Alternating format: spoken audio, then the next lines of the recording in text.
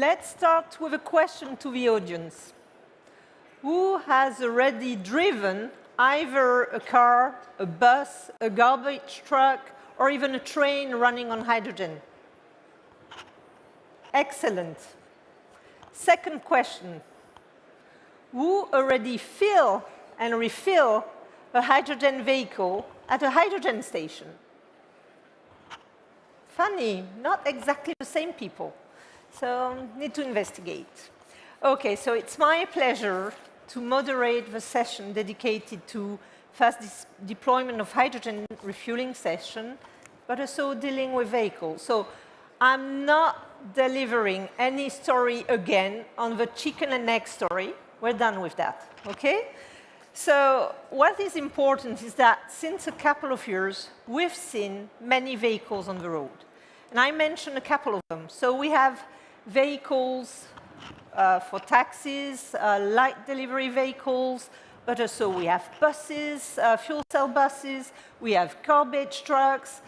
We're starting to have a few trucks, but guys, vehicle manufacturer on the truck side, you need to do it more quickly. We hope to have trucks very soon. We have so many actors dealing with hydrogen stations and operators on station. New GVs happening as well with big companies, small companies. So we have a full area of people and a full portfolio of technologies. And I'm sure I will mention three key facts, in fact. AFIR, Alternative Fuel Infrastructure Regulation, which is mandatory for member states and which will drive and set the pace for hydrogen refueling stations to be deployed in Europe by 2030. But it means that by 2030, member states need to have achieved their targets. So it's starting already now. Second thing is IPCEI, Important Project of Common European Interest. Many of these projects dealt with mobility. So in I2Tech, you will find companies dealing with mobility who have received funding to build gigafactories, and same with the last wave on mobility. So gigafactories are not only about batteries, gigafactories are also dealing with fuel cell, tanks, and vehicles for hydrogen mobility. Last but not least, and I'm French, I'm not sorry about that, but sometimes I could be. Paris Olympic Games. For hydrogen mobility, that was terrific. I mean, a large area of vehicles being deployed. You have a specific delegation being driven in 500 Toyota vehicles. You have taxis, you have Hype, you have IVECO. Many vehicles, many stations in Paris refueling these vehicles, buses, retrofit coaches, trucks. I mean, that really demonstrated that hydrogen is not science fiction, hydrogen is a reality. Before calling on stage my distinguished speakers, I would like first to have a video from a member of European Parliament, Jan-Christoph Oetjen. Dear colleagues, dear friends, thanks first of all to Hydrogen Europe for inviting me to this year's edition of the Hydrogen Week. I would have loved to be with you in person, but I have to send apologies for not being able to join you at Brussels Expo today. But nevertheless, I wanted to share with you some thoughts. You know, already in the last mandate, I've been a strong advocate in European Parliament for technology neutrality. And this not only concerning on road transport, but all modes of transport. In this mandate, I've been chosen as the Renew coordinator in the TRAN committee, and I'm hoping for continuing good cooperation with you guys on those topics we're all working at the moment. You know that transport is one of Europe's largest sources of carbon emissions, contributing over a third of total CO2 output. As other sectors decarbonize, transport is set to become the biggest carbon emitter in the EU by 2030. Achieving net zero by 2050, aligned with the Paris Agreement, demands a strong focus on transport decarbonization. hydrogen offers a crucial pathway here. The European Commission's hydrogen strategy aims to deploy 20 million tons of hydrogen by 2030. This requires developing extensive infrastructure across Europe to link production with demand, boost imports, and ensure robust storage systems. For this to work, it's essential to create a European hydrogen network. This network, combining repurposed and new pipelines, can transport hydrogen efficiently across the continent. Estimates suggest building this network could save up to 330 billion of euros by 2050 compared to relying solely on electrification. The backbone is expected to stretch over 50,000 kilometers by 2040, with about 60% of this coming from existing natural gas pipelines being repurposed, offering a cost-effective and timely solution. It's clear that electrification will play a key role. However, hydrogen provides flexibility for sectors where electrification alone is impractical. Further, hydrogen can not only play a key role in the transport sector.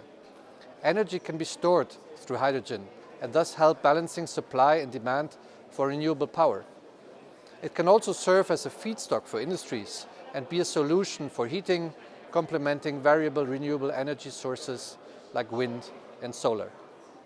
But now, colleagues, coming back to transport. You know that we have set up ambitious targets in the AFIR regulation in the last mandates. Those targets risk not to be met by member states at the moment.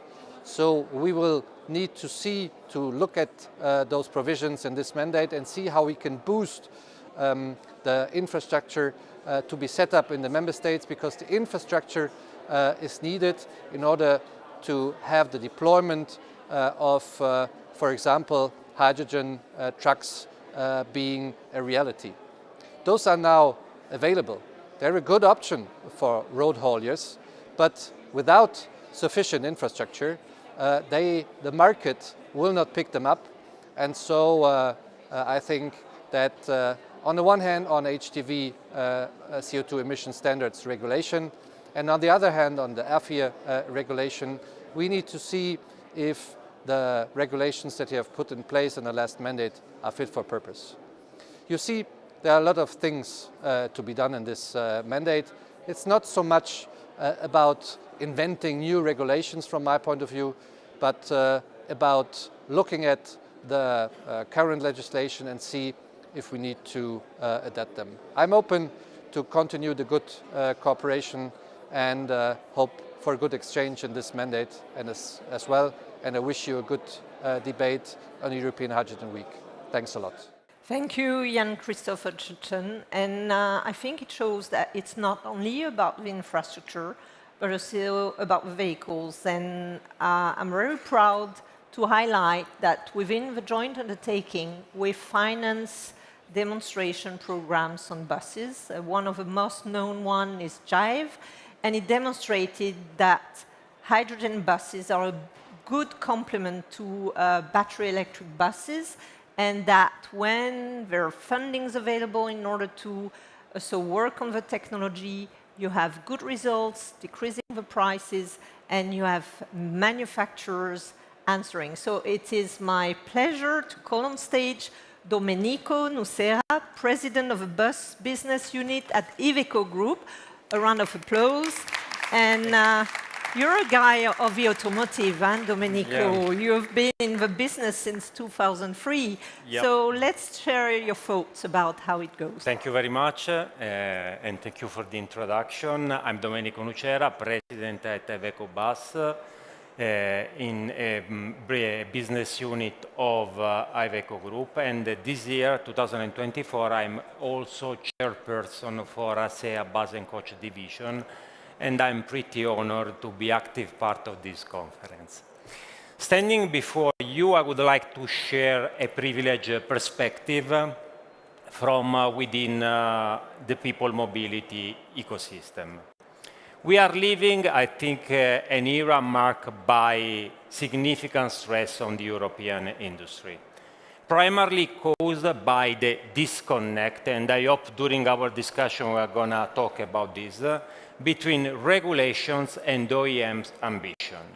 Among all the sector of the automotive industry, bus and coach represent the forerunner in decarbonization, having already made a strong move to alternative technologies and contributing with the lowest carbon footprint per passenger of any form of motorized transport.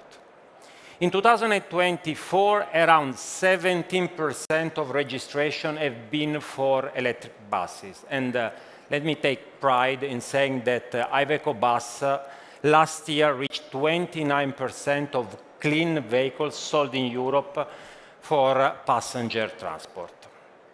But in just over 5 years, by 2030, zero-emission city buses will have to make up 90% of new registration and 100% by 2035.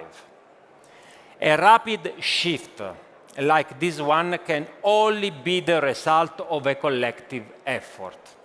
Government bodies, transit operators, OEM, and infrastructure providers, we all must work together to ensure that we have the key conditions necessary to enable the radical switch to zero-emission mobility.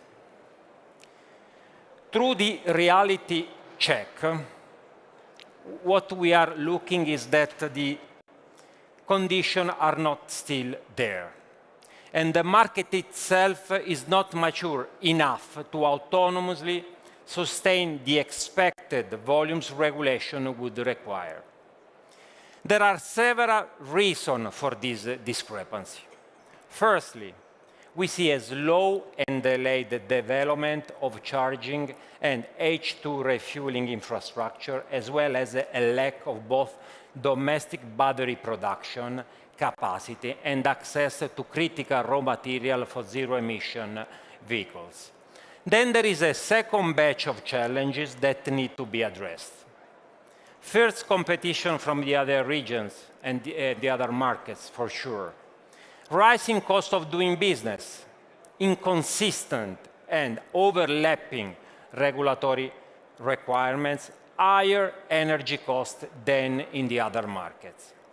We firmly believe, as IVECO Bus, as IVECO Group, and this is also a position that with ACEA we are supporting, that the principle of technology neutrality could address these challenges and properly really serve our communities. Since the journey towards sustainable transportation is not the same for everyone, it will be paramount to deeply understand regulations, regional differences, and local needs. Our commitment to decarbonization involves a multi-energy approach by offering customers a complete range of solutions, from renewable fuels like biomethane and HVO to zero-emission solutions like battery electric and hydrogen-powered heavy-duty vehicles. To complement the picture, we also need a strong financial support policy by member states and European Commissions. And yesterday I participated to a panelist led by ACEA where we stressed a lot this topic. Both with subsidies and innovative financial tools targeting to bridge the significant gap in vehicle price and total cost of ownership compared to the conventional technologies.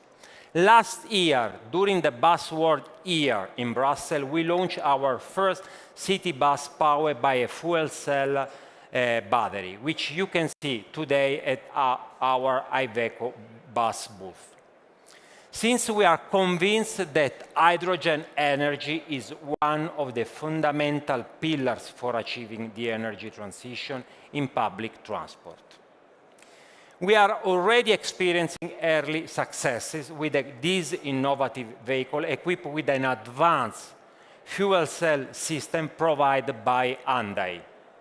Hydrogen-powered vehicles come with numerous advantages, including the real potential to reduce the well-to-wheel emission, improving local air quality. The greater range and quicker refueling time, less than 15 minutes, combined with higher energy density, allow a reduction of 10 tons of CO2 emission compared to battery electric vehicles. In addition to significant benefit for fleet management operations as the increased availability and thermal comfort performance.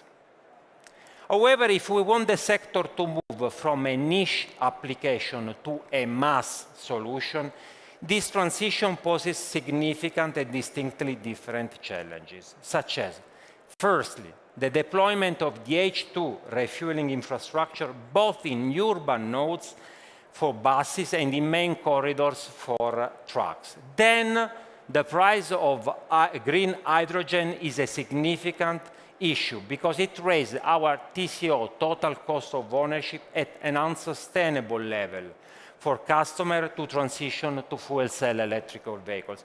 Today, the price is around 15 euro per kilogram and is expected to be competitive around 5 euro per kilogram. But let me conclude by saying that we firmly believe in hydrogen as a complementary alternative to battery electric vehicles, though over the last 12 months, there have been very few tenders for hydrogen buses across Europe, less than 300 units versus 3,700 for electric vehicles, 10 times more. As a representative of the bus and coach division at ACEA, I believe this is the opportune moment to capitalize on the new European mandate. However, this is not merely a call to action for governments and institutions. It is also a call for the entire value chain to transform itself by creating innovative business model, and I hope we may deep dive about that will be crucial in navigating the complex roadmap of the energy transition. Thank you very much. Please take a seat. Yeah. So now, in a few seconds, I will call on stage someone who is crucial to make mobility deployment a reality. He's been for many, many years, and we are very thankful for that. He's been very supportive to the deployment and to push hydrogen mobility and to make it a reality. He's the Deputy Director General and Director responsible for investment, innovative and sustainable transport in DG Mobility and Transport. Please make a high welcome to Herald Ruijters, Deputy Director General, DG Move. Thank you, Herald. Good to see you. Take a seat, Herald. So before calling on stage the other panelists, I would like to ask you a few questions, Herald, if I may. Yes. I mean, in the last Commission, there was a very ambitious package of measures dealing with European Green Deal, Fit for 55, and we are nearly 3 years later. What's your take on the achievement, and what will be your priorities going forward? I believe that the European Commission in the last mandate under the Green Deal has put forward a really comprehensive package. And in view also what was just said by Domenico, I think we have the tools on the table already to make that successful. I just would like to show 2 slides, if that is possible, behind me, which in fact translate the legislation that is available and the tool that is supporting it. Perhaps I can have the next slide first. Is that possible? Here you see, in fact, the urban nodes in the TEN-T legislation, 431, and you said we need to have hydrogen in all the major urban nodes. So these are the 431 nodes with 100,000 inhabitants and more. And they need to have, per the AFIR regulation, a hydrogen refueling tool station, each one of them. And on top, the AFIR legislation foresees that for the network in between, you were referring to, Domenico, there needs to be an additional refueling station between those nodes every 200 kilometers. So it means that by the time set in the AFIR regulation of 2030, we would have around 600 to 700 refueling stations in Europe. That, I think, is solid for the vehicles that are on the market. Because I go back to the first slide, you see that we have been pairing the AFIR regulation with the AFIF instrument for funding and for funding the stations. And up till now, we have done so for 269. So that is going towards half of the stations needed by 2030. So I would say that is relatively robust, and we have put 2.25 billion in this facility, half of which has been consumed, half of which is still available. So we still have 1 billion available for refueling stations, and the call that we just concluded, the cutoff, has been seen a real, I would say, swap from cars towards buses and trucks.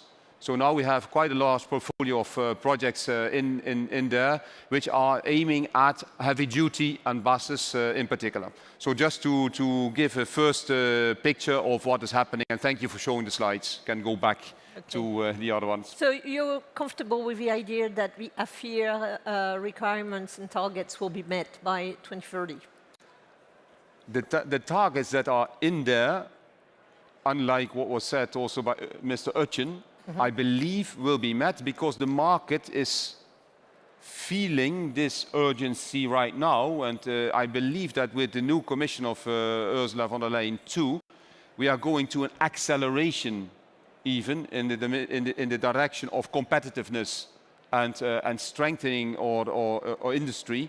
So I do not believe that we will go to reduce. I believe we will go to fortify. Okay.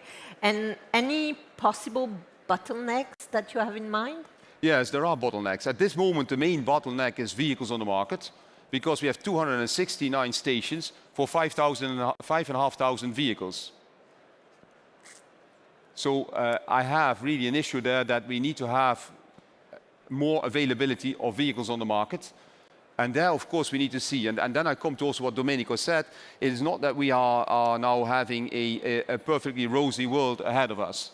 What we need is still the tool to make sure that TCO, for instance, or that the initial price of purchase in particular can be helped during this ramp up until the moment that we are reaching market prices.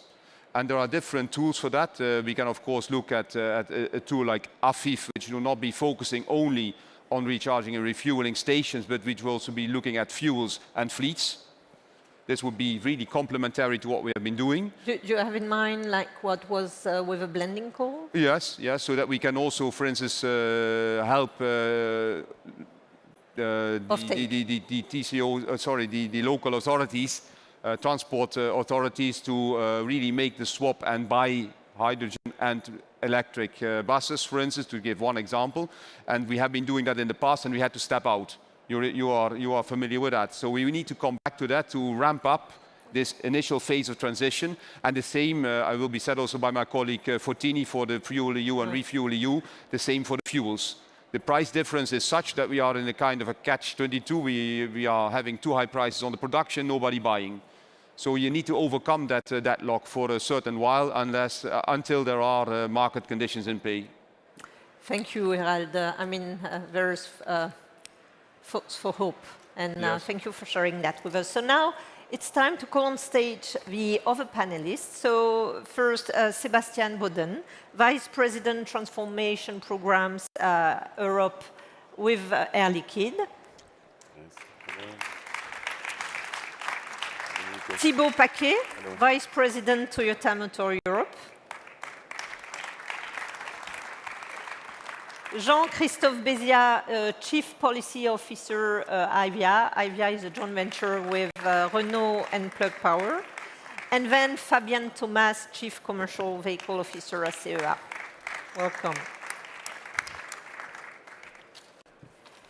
I would like to come back to you, Domenico, with a few questions, because everyone knows about IVECO bus, and we know how successful you were with battery electric buses. And you're one of the leading manufacturers when it comes to clean vehicle buses, including battery electric, and now you're adding to your portfolio fuel cell hydrogen buses. And what is your role as a leading vehicle manufacturer? What is the role for hydrogen in clean public transport? So let me say, I already introduced this during my keynote speech. I mean, for us, the hydrogen proposition would be complementary to the battery electric in the overall picture. And so we are absolutely, we believe in hydrogen. This is the reason why we invest in research and development, in launching a new vehicles last year. We are collecting successes, I was mentioning before. We believe that hydrogen, I said during my speech that the journey is not the same for everyone. This means knowing the geography of all the markets. We know that the hydrogen can be the proper proposition for an area of customers, for some particular communities. And of course, it's bringing advantages like in terms of well-to-wheel approach is even better than the battery electric itself. So, and we are promoting this kind of stuff. To me, the point today is not talking about hydrogen versus battery electric vehicles, but is talking about realism. And I like the charts you have prepared, and is really a good signal for us. But what we are perceiving, and I'm bringing here a perspective from within the market, and what we are perceiving is that this energy transition is much more driven by regulation than not by the real conditions that are there.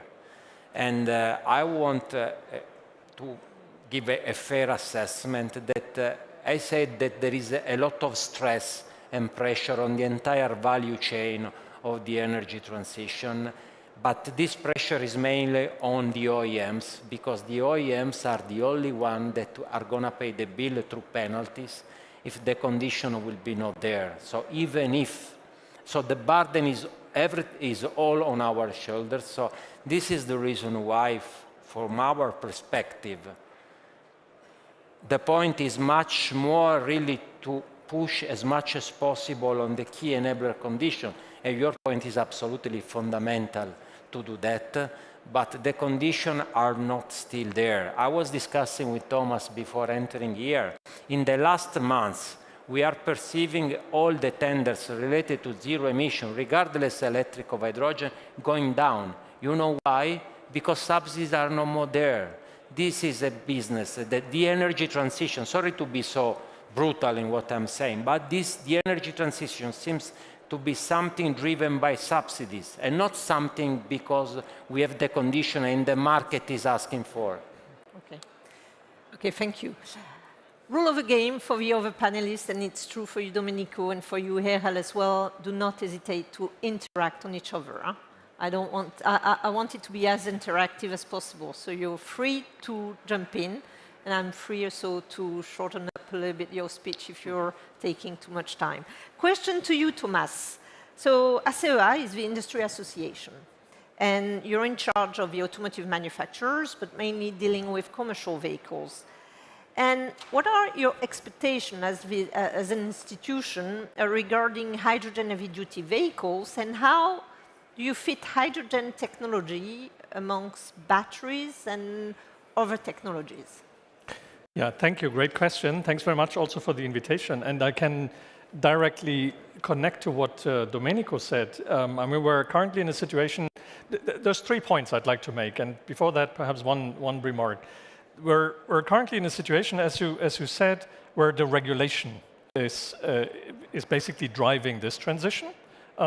But primarily by putting a big stick over the heads of vehicle manufacturers. And that is obviously not the same as creating a market.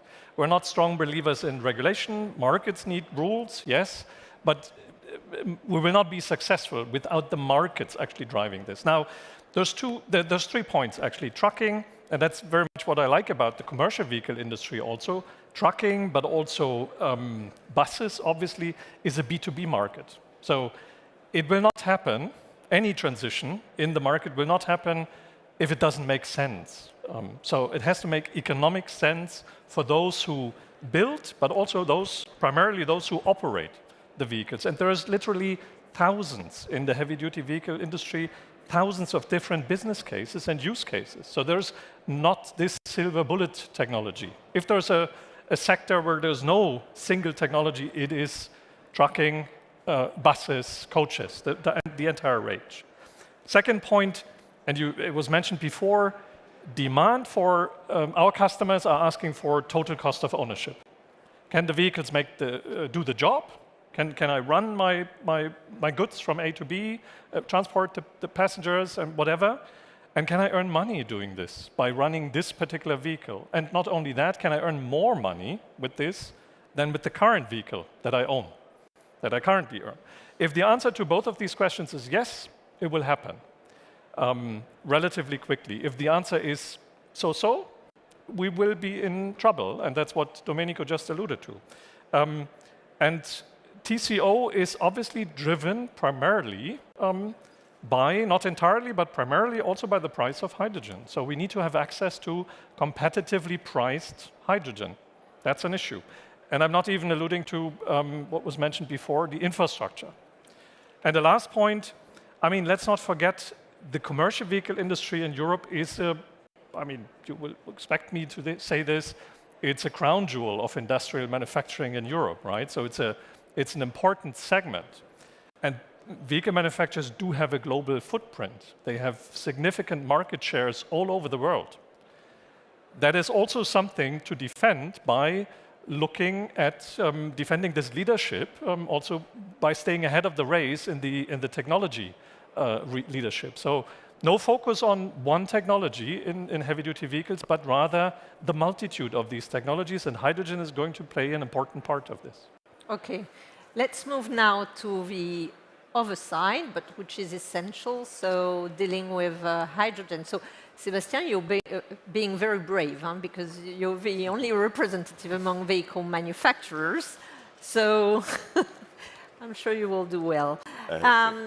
And Air Liquide has always been very much committed and involved in the development for many, many years in the development of hydrogen mobility.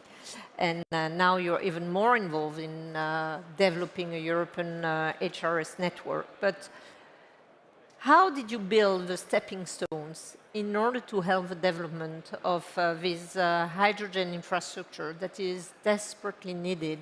And which are your, I mean, food for thought and some challenges that you need to address? Yes, so let me try to answer this. First of all, thank you very much for inviting me here together with the colleagues of the industry. Indeed, Air Liquide has been working on hydrogen for more than 60 years, has been very much involved into hydrogen mobility for more than 2 decades. And we've been learning a lot on that way, and are still learning today. The first learning is that no one does it alone. So it's less about pointing fingers to any other actors of the regulatory framework or the other industrial actors. It's more about how do we actually team up and step up together. Yes, on one hand, and I must say that we are lucky enough in Europe to have a clear framework, and it's important to have it. We speak about energy transition, that this indeed doesn't happen without clear regulation around it. And it's also very important that targets that have been set are being respected and not moved. Why? Because they are actually the condition for long-term investments. So stability on targets is definitely important for all actors. And as a matter of fact, when we speak about hydrogen mobility, it is a massive investment for all actors. May it be for the hydrogen production, hydrogen distribution, of course for the refueling stations and infrastructures, but also for the OEMs that are developing the vehicles to it. And so all those massive investments need to synchronize sufficiently so that we come together and are able to create viable ecosystems. Because we are not able, I mean, none of the industrial players would argue for ecosystems that are built only on subsidies. They need to be viable, they need to have a kickstarting help by subsidies. And, well, coming back to partnerships. On the partnerships, we have good partnerships with Toyota in the Paris area. You were mentioning the Olympic Games before that were supplied in hydrogen by Air Liquide. We are also definitely seeing that in those partnerships we need to act as a catalyzer. So it's not just about producing and distributing hydrogen, it's also about putting skin in the game. A good example is the partnership that we have now done with Total Energies. We have created at the beginning of this year Teal Mobility, that is bound to be the European leader of hydrogen refueling networks, and will already have 20 stations as of next year, going to 100 over the decade. Here we combine all the expertise of the hydrogen value chain of Air Liquide, but also all the retail expertise of our partner TotalEnergies. So my key point to your question is actually, it's less about complaining, it's about doing together. When we bring the right pieces of the puzzle together, we create ecosystems. I was happy to see the map of the trans-European corridors. Reality is that if we would want to start on all corridors, we would use the poison of this hydrogen mobility, which is dispersion of means. What we need to do is that we need to concentrate and focus and really bring those partnerships in a way that where we bring sufficient demand on one side, the infrastructure to it, the vehicles, of course, that need to be present, and are able to create with that viable ecosystems.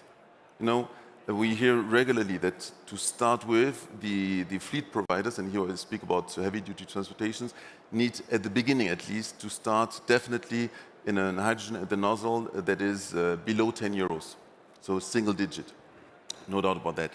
And it's actually feasible. It is feasible if you go a very open way, technologically open way, to use not only the strong investments in renewable hydrogen that we're doing right now, but also the low carbon sources that are available, that are abundant and can definitely create a better TCO condition.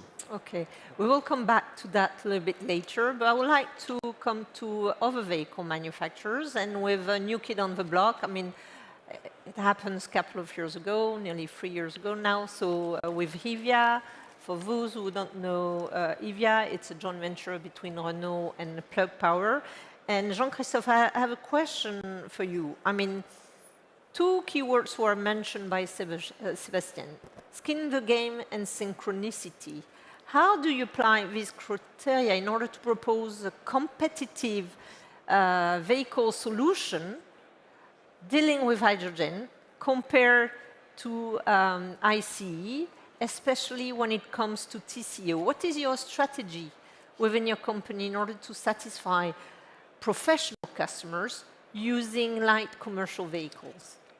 Thank you, Valerie. Well, first of all, I will start by one very short introduction. Last year, exactly 1 year ago, I was on this stage and I was explaining that we had just homologated our first vehicle, so based on the Renault Master, so large van, so the 3.5-ton commercial vehicle, and we were starting commercialization.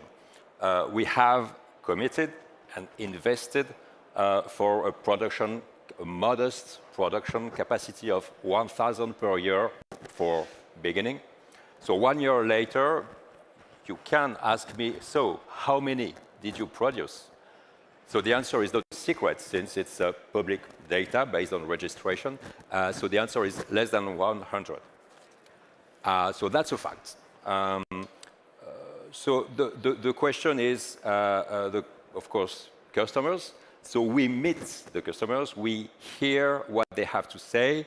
Those customers are very various in the light commercial sector. We very often think in terms of logistics people, DHL, UPS, etc., Amazon.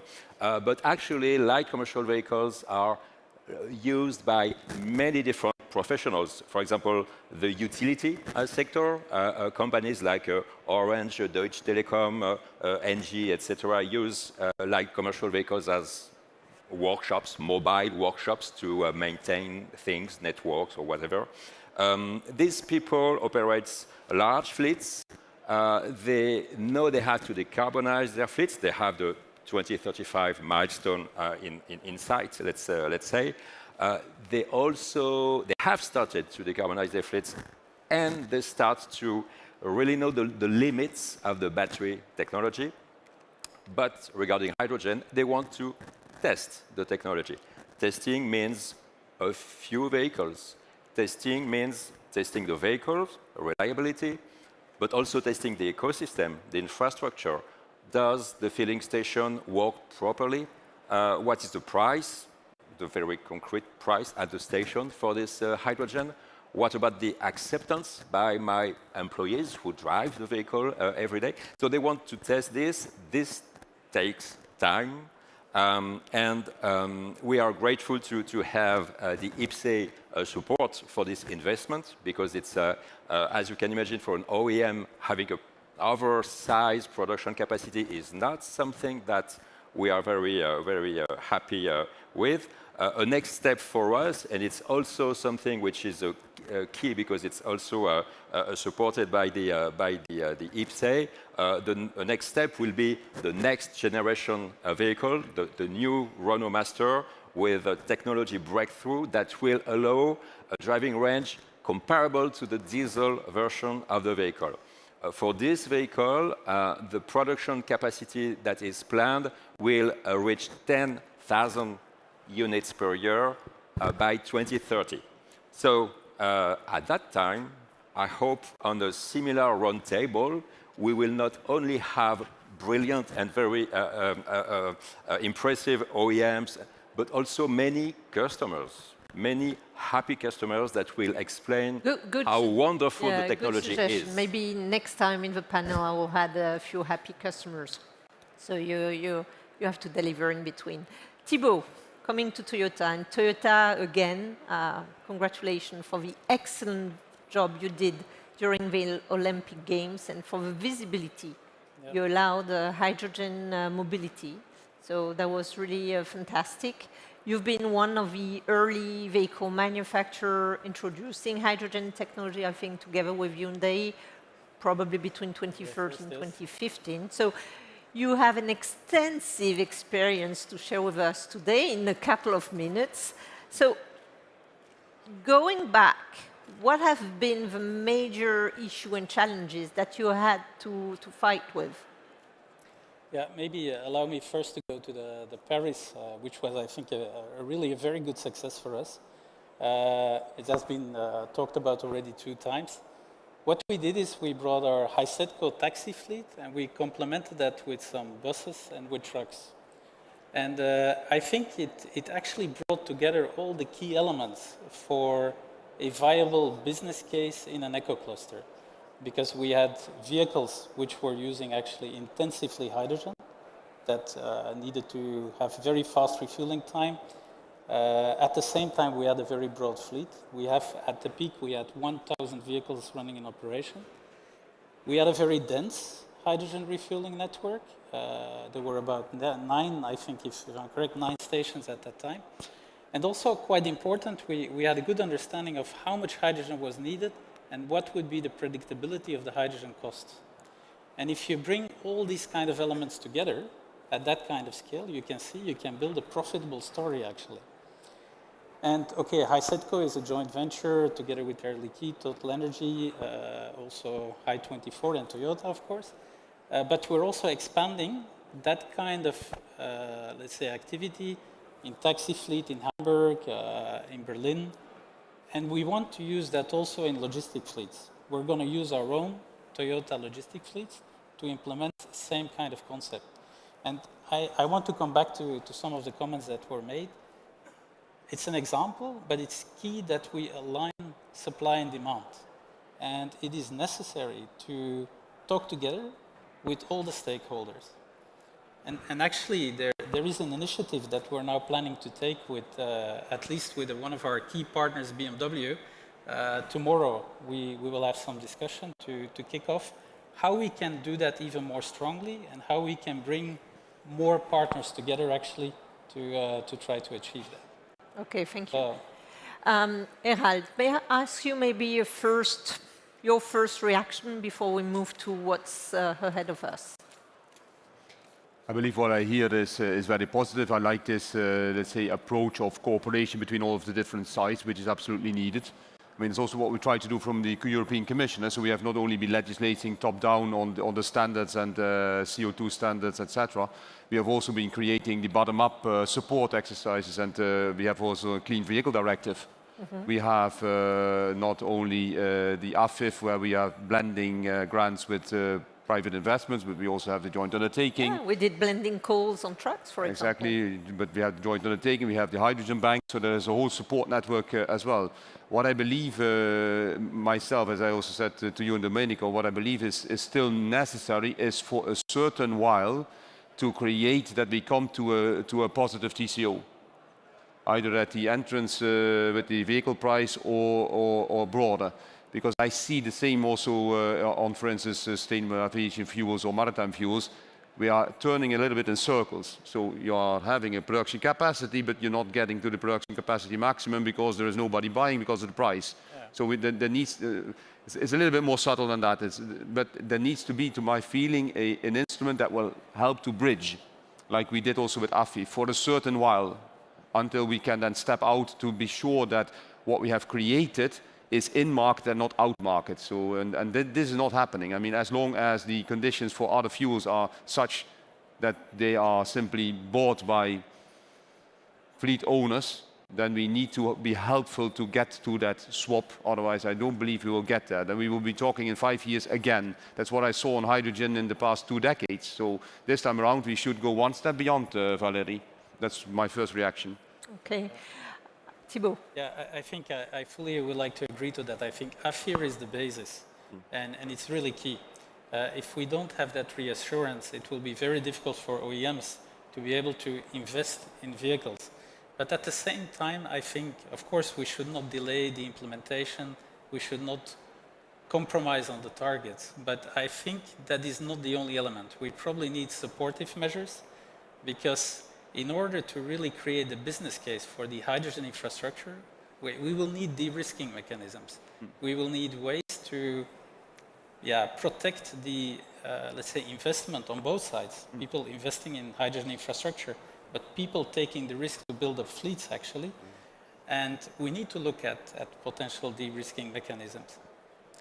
Protecting, let's say, guarantees for investment, temporary OPEX support, temporary, obviously until the market is being saturated, and also mechanisms to avoid fluctuation of hydrogen. I think those kind of elements are key on top of just having the targets, to be very honest. We have still some brainstorming to do in order to identify how we can make the business model fly.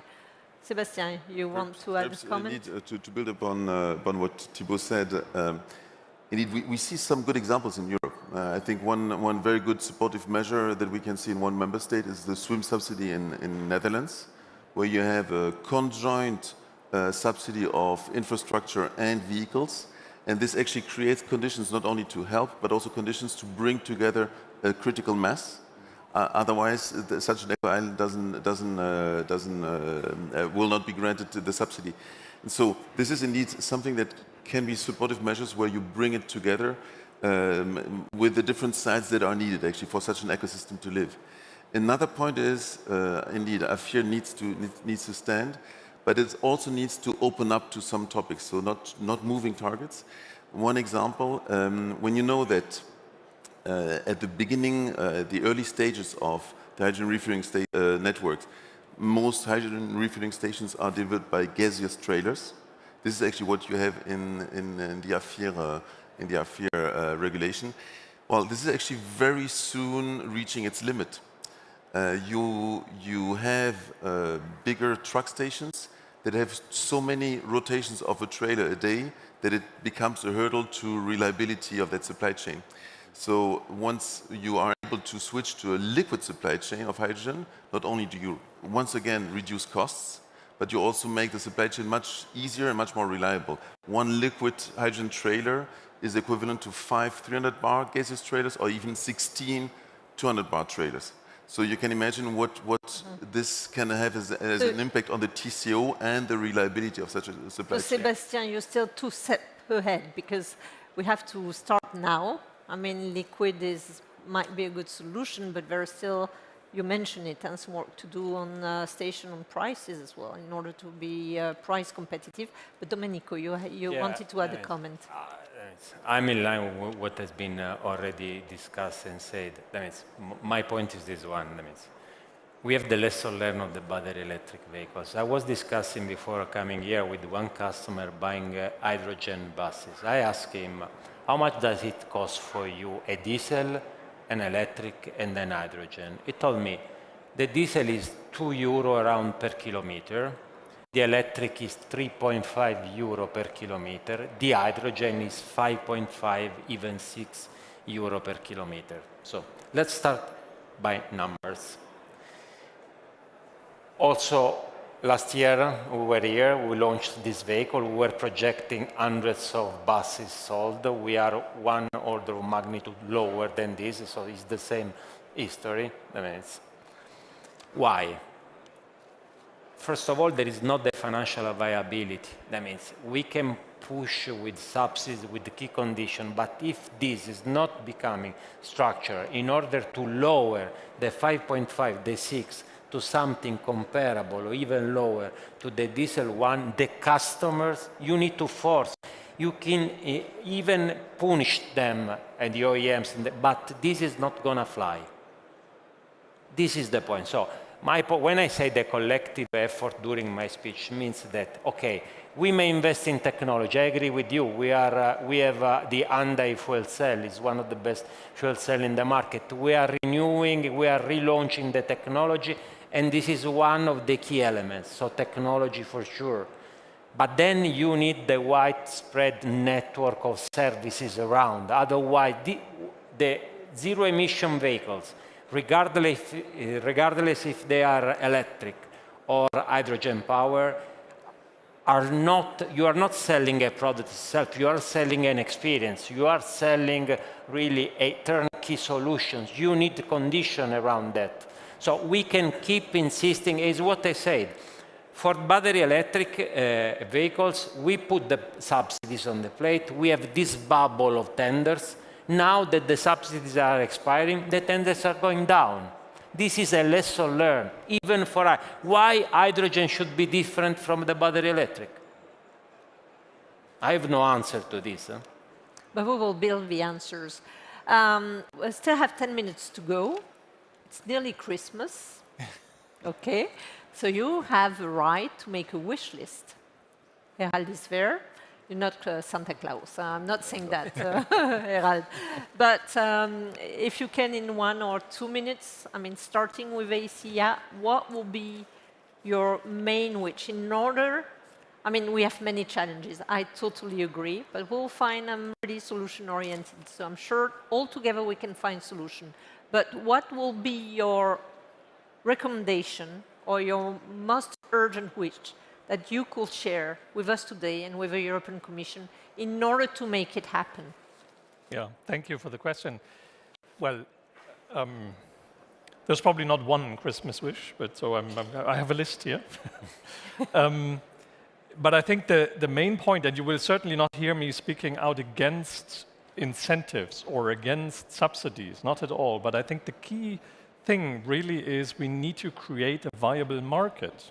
Without having this market, and that's, I mean, this is the experience, Domenico, you mentioned this is the experience that has been made throughout different markets and use cases. If we rely on pots of subsidies, public money somewhere, then the pots are empty before anything meaningful happened or some bubble has been created and then it suddenly bursts. So what we really need to do is we need to create a market. And what I sometimes miss, certainly not here, but sometimes miss in the public debate is this sense of urgency, especially in the context of commercial vehicles. Someone said the other day there's a wave of trucks coming.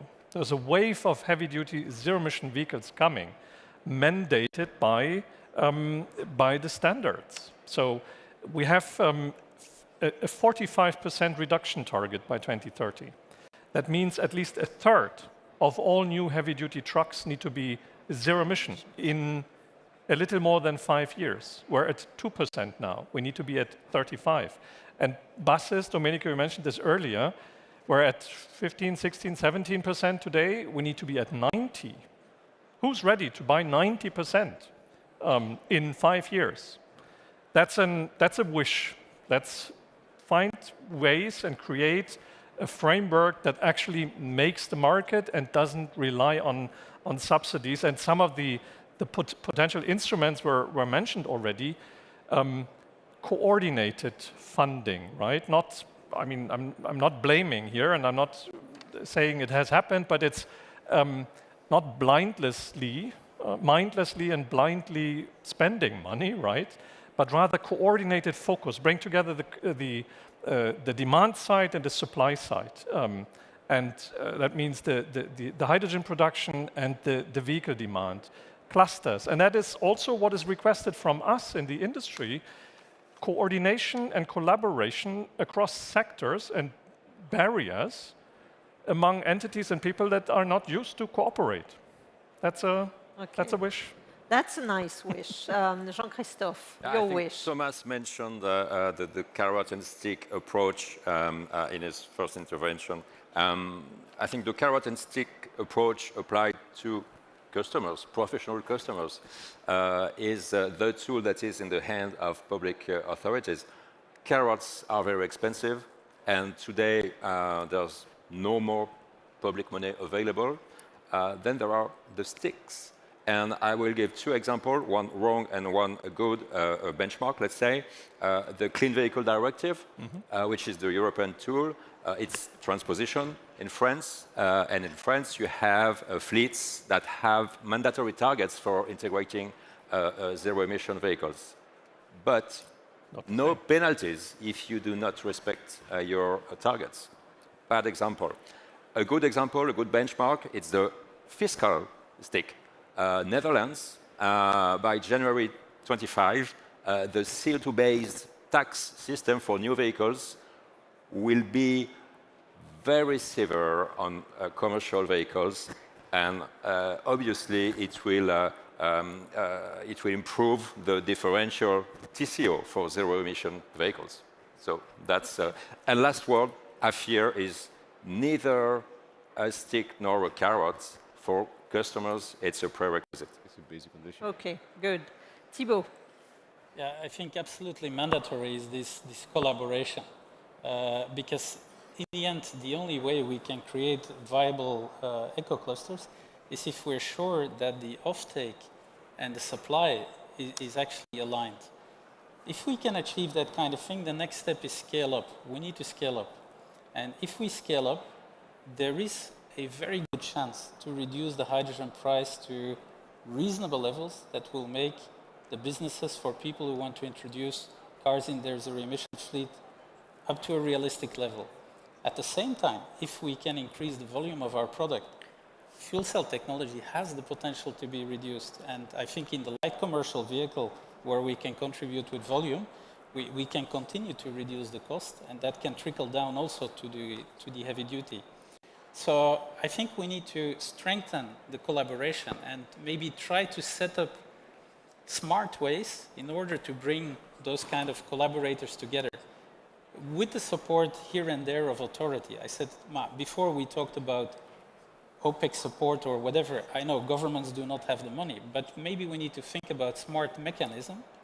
There is road tax, there can be shifts in road tax, things to be considered in order to stimulate also the introduction of such a vehicle for a limited period of time, because this market is not yet existing, the market is not well balanced, and it will take time to fully align that. Okay. So my wish is to further strengthen with a lot of partners, to be very honest, and I know there are a lot of partners there willing to start and talk together, and we will do that with a little bit support of the government.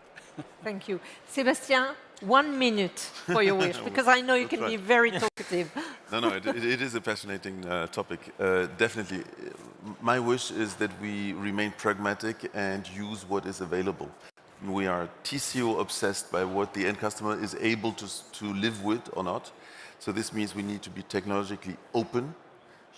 Of course, we're investing in the biggest electrolyzer in Europe right now. It's being built, constructed in Normandy as we speak.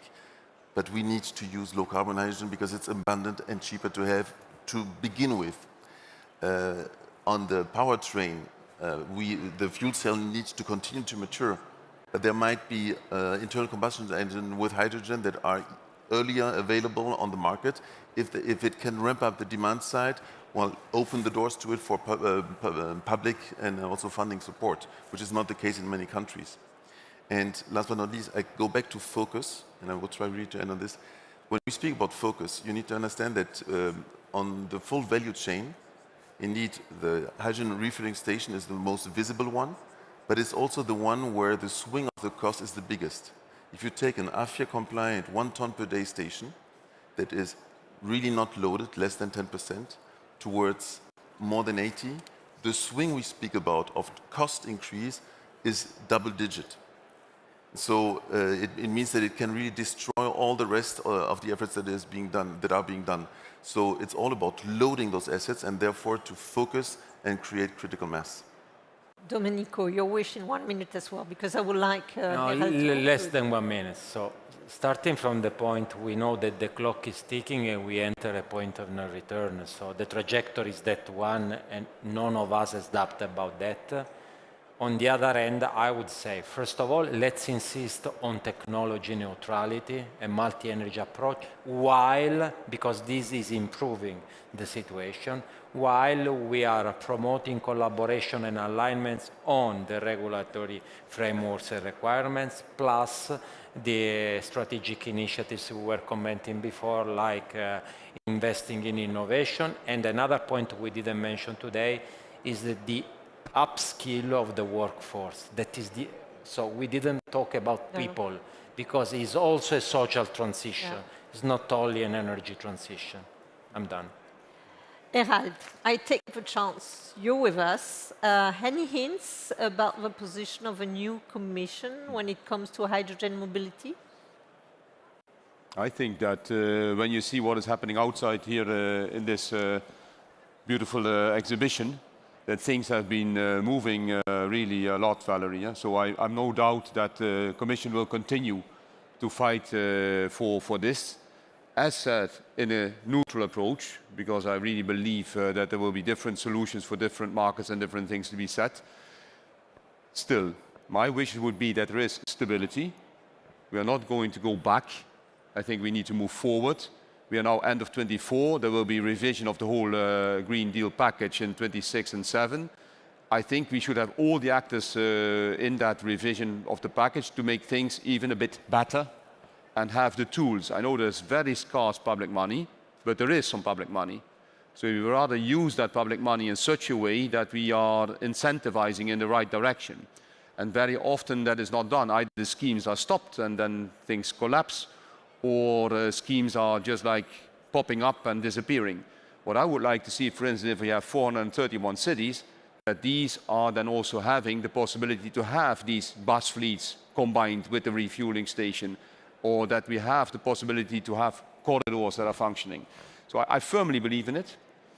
The fight will be, Valerie, to not only have the continuity, but to link that scarce public funding to make the things happening. So I hear a lot about collaboration, cooperation, combining fundings, sustainable business model. Subsidies is a drug, so we need to find other more sustainable business models, and then normally we should be okay. So with that, it's the end of the session. Thank you so much for your valuable contribution. For the audience, now it's time for some coffee, okay? And for us, it's time for a picture. Thank you.